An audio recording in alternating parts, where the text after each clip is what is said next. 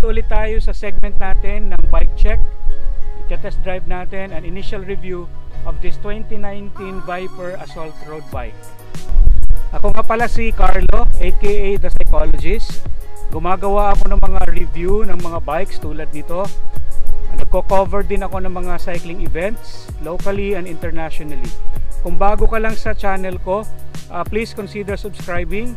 And then pag nag-subscribe ka, paki-click mo na rin yung notification bell para wala kang ma-miss out ng mga uploads galing sa channel ko.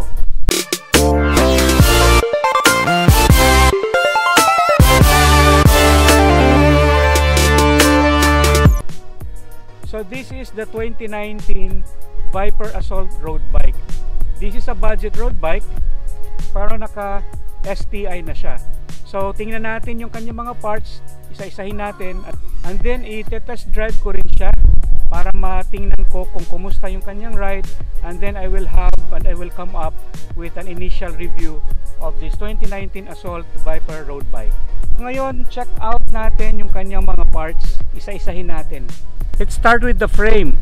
Yung frame niya ay alloy, and this frame is size 48. And then kung makikita natin ay internal na rin yung routing ng kanyang mga cables. So medyo malinis na siyang tingnan. Okay, overall magandang tingnan yung kanyang frame.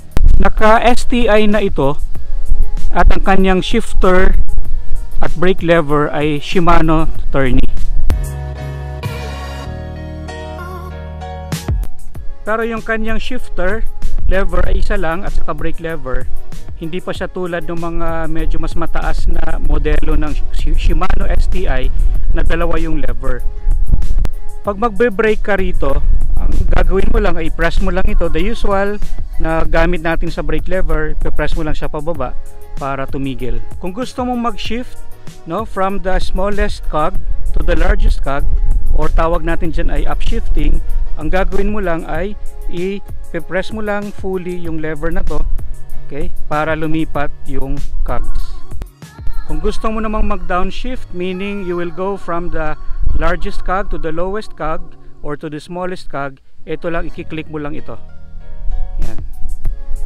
Ang kanyang drop bar ay gawa ng Viper, alloy na siya, pati rin ang kanyang stem ay alloy na rin. Viper ang kanyang crank na dual chain ring. Alloy na rin yung crank arm ng kanyang crankset. Sunrun ang kanyang front derailleur, at Sunrun din ang kanyang rear derailleur. Sunrun ang kanyang cassette na meron siyang 11 to 28 teeth na range ang kanyang mga cogs. Ang kanyang brake calipers ay race, alloy na siya. Ang hubs niya ay Gully ang pangalan. Viper din na alloy na ang kanyang fork. Viper na double wall ang kanyang rims, at Compass ang kanyang tires na 700 by 25C. Viper din ang kanyang seat post, at Viper din ang kanyang saddle.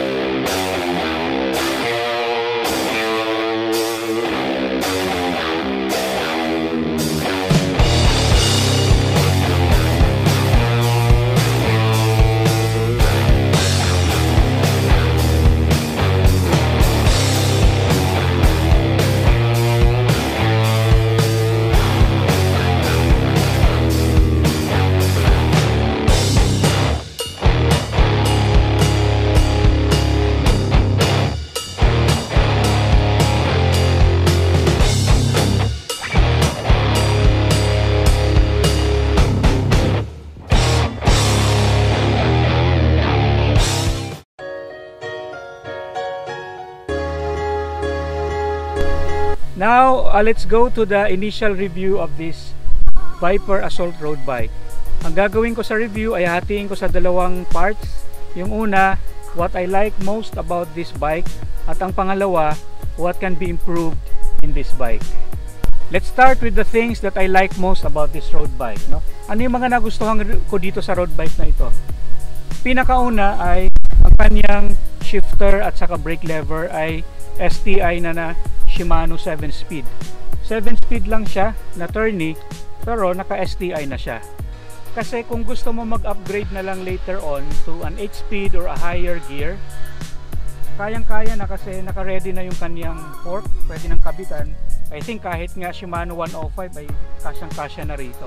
And then secondly, ang price point niya ay nasa around 9.5 lang ang kanyang presyo sa mga bike shops.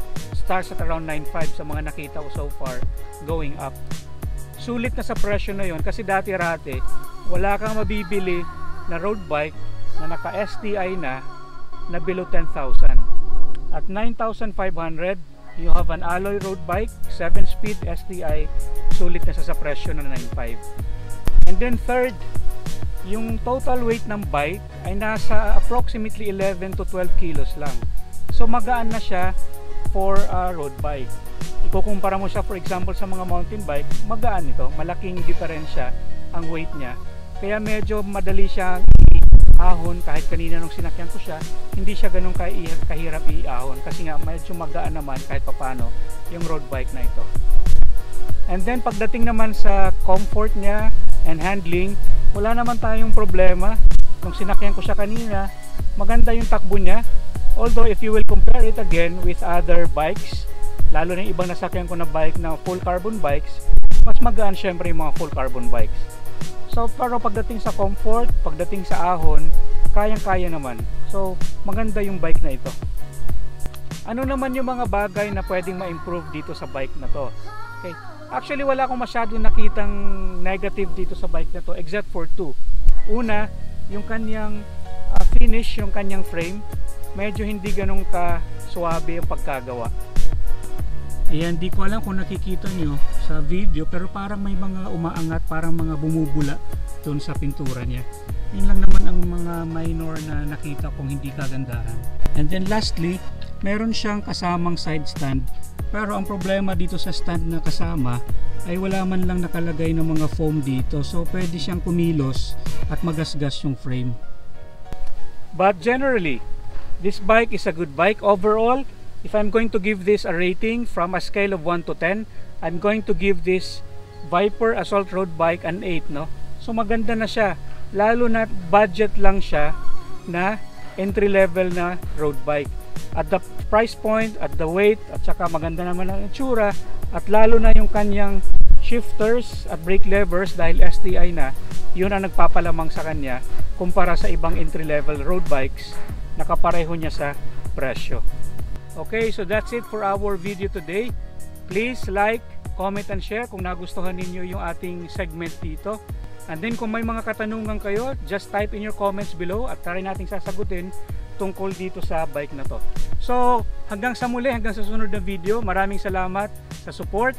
Ngayon ay nasa around 2,300 subscribers tayo. Please help me achieve my 5,000 subscribers. So maraming salamat, kita-kita tayo sa sunod na video. Bye guys!